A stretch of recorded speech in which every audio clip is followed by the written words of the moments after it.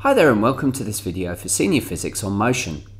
In this video we're going to explore the concept of relative velocity. So what is relative velocity? Well, it can be described as the velocity of one object in relation to another object. The velocity of that object may appear to be different depending on where it happens to be measured from. So for example, if we look at this, these two motor racing vehicles going past each other, from the crowd they may be going exactly at the same speed. Although as the black car is actually passing the white car, from the point of view of the white car driver, the black car driver is only going at a certain speed which is a little bit more than what the speed that he's going. To the crowd, they'll all be going at an incredibly fast speed. To the white car driver, he may only be going at a slightly increased speed, maybe 20 kilometers per hour, slightly faster as he passes him. Why? Well, basically the white car and the black car happen to be traveling at the same speed, so they cancel out. Let's look at the situation of this cyclist. Now, this cyclist, when we look at them from her point of view, will see the car moving off in the same situation as the black racing car against the white racing car. The silver car will basically go in front of the cyclist, and as a result, she will see that car moving at an increased speed from the speed that she's going. Now, relative to the driver of the car, what he will see, or she will see, is that the cyclist is actually moving backwards at a speed which is basically made up of a different velocity. So you can see that if you look out of a car window and you look at a tree passing you, that tree is passing you at the speed that you're traveling at, but in the opposite direction. If you happen to have a car which is overtaking you, or is at the same speed as you and level with you, it's as though the two cars are not moving at all. If that car that you look out of the window at is passing you by, then they will be passing you by at basically an increased speed from what you're doing. Both of the vehicles can be cancelled out up to the speed that you're doing, so you're only looking at the increase in that speed. Now, trains can be a good example depending on the proximity of where you are, and we're going to be using the train scenario in this video to try and explain looking at relative velocity in one dimension and then relative velocity in two dimensions. Okay, so let's have a look at our train scenario. So here we have our train carriage, and basically what we're going to do is we're going to put a basketball in there. The basketball is going to be sitting on the floor of the train, and it's going to be stationary. Now, the thing is, and what we want to know is, we're going to look at it from an observer from outside. Now, what we're trying to work on is the idea that the observer can imagine that the ball is sitting stationary. It's almost as if we've cut the carriage in half so they can see the ball. Now, obviously, if the train is moving, then relative to the train, the ball is stationary. Why? Well, the ball and the train are moving in the same direction at the same speed. So as a result, their two speeds cancel out. So relative to the train, the ball is not going anywhere. It's staying in exactly the same position. However, when observed from outside, the observer will see the train and the ball moving in the same direction and at the same speed, hence the same velocity. So they will see the ball and the train moving together. So as a result, let's take a look at an example in one dimension, and we're going to use our racing cars again. So in this case, we've got an example where the black racing car passes the white car on a bend in the Grand Prix. The white car is traveling at 70 kilometers per hour, and the black car is traveling at 90 kilometers per hour. We want to determine the relative velocity of the black car, firstly with respect to the crowd, and secondly with respect to the white car. And hopefully this will demonstrate that although we know what speed the car actually happens to be going, their relative velocity will change as we look at the different scenarios. Now, the key thing to understand is that in this scenario, they're both going around the bend together, so we can rule out the concept of direction. We're only going to be looking in this case at the speed. Now, relative to the crowd, the white car is going at 70 kilometers per hour and the black car is going at 90 kilometers per hour. Our question asks us what is the relative velocity of the black car with respect to the crowd.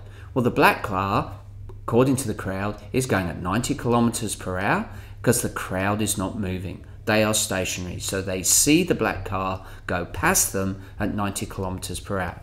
No real rocket science there. It's a very straightforward scenario. Now, where it gets complicated is, what is the relative velocity of the black car now with respect to the white car? So basically what we notice is up to 70 kilometers per hour, which is the speed of the white car, both cars are virtually stationary relative to each other. You don't see the white car accelerating away or the black car accelerating away up to that 70 kilometers per hour. However, the black car is actually going at 90 kilometers per hour. So as it comes alongside the white car, basically we can work on the principle that we're going to make the white car actually slow down to zero. And we're then going to say, so how much more is the black car going faster than the white car in this scenario? So as a result, what we have to do is take 90 minus 70. Now, that gives us 20 kilometers per hour in the direction they happen to be going around the bend.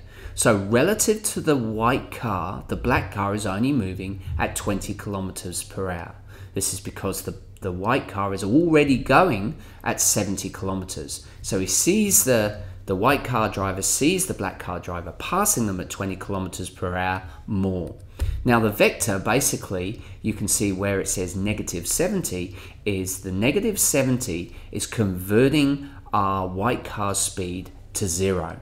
So if you were to add those together, plus 70 minus 70, the idea is that the vector would actually get to zero.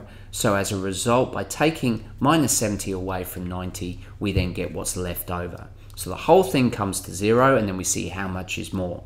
So when viewed from the white car, the black car is going at an extra 20 kilometers per hour more. So that's fairly straightforward when we're looking at one dimension. The question then is, what's happening if we look at it in two dimensions? So let's go back to our train again. On our train, we've got our basketball. We're going to have our observer from the outside who is able to see the motion of the basketball in the train. Now the train is moving. Now in this scenario, what's going to happen is the person holding the basketball is going to throw the basketball directly up into the air. And we want to know, what is the observer going to see? Relative to the observer, what is going to happen to that basketball? Now the first thing to understand is that the basketball is traveling with the train. So it's going in the same direction as the train.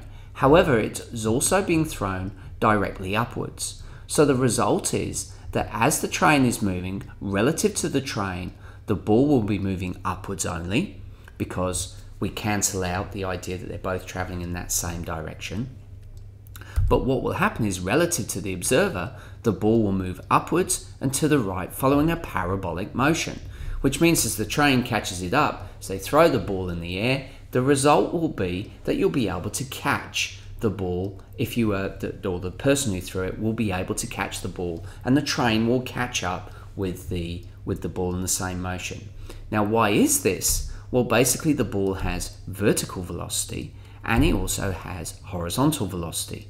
The vertical velocity is the velocity of the throw, and the horizontal is the velocity of the train. So we can put this together into a vector triangle to see the relative velocity which is observed by our observer.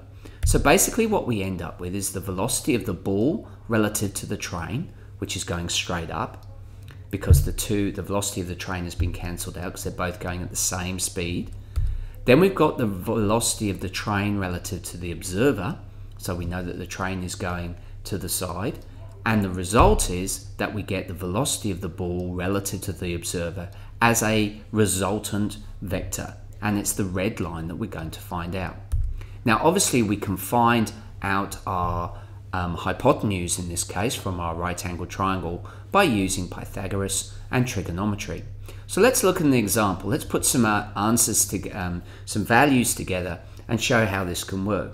So let's say in the above example, the train is going at 100 meters per second and the ball is going at 2 meters per second. And we want to work out what is the speed of the ball relative to the observer. So basically we're going to calculate the size and the direction of the red line. So what we're going to do is make our triangle as we had above, and we're going to add in our various values. So we know that the train relative to the observer is traveling at 100 meters per second to the right. We know the velocity of the ball relative to the train is traveling at 2 meters per second upwards. So at the instant that it's left, when the ball has left the hand of the person throwing it, what is the velocity of the ball relative to the observer? Well, we can calculate the magnitude of that red line by using Pythagoras. We can also find the angle using trigonometry. Now this angle is going to be theta. So let's find out the magnitude of the red line, which is basically going to be the square root of 100 squared plus 2 squared, which gives us an overall velocity of 100.02 meters per second. It's not massive, simply because the difference between the train speed and the ball speed is very, very small. So the net result is it's not going to be a massive triangle, which means that our angle is not going to be great. So let's find our angle of theta. Well, theta will be made up of tan to the negative 1, which basically is the opposite divided by the adjacent, and that comes out at 88.9 degrees. So it's only just off the vertical. So there's a slight movement upwards and down in that parabolic motion. So what do we get overall? Well, our velocity of the ball relative to the observer will be 100.02 meters per second at 88.9 degrees from the vertical. So as a result, it's going to be moving very, very shallowly in the in that trajectory. Okay, well, I hope that makes sense to you. We've now looked at relative velocity with respect to one dimension and also two dimension. Now what I've also done is produce some exemplary videos to give you some more examples of how you solve a one dimension question and a two dimension, and then also in this post I have put a worksheet of some relative velocities that you can go through and actually practice. Okay, well, thank you for joining me. I look forward to seeing you again. Bye for now.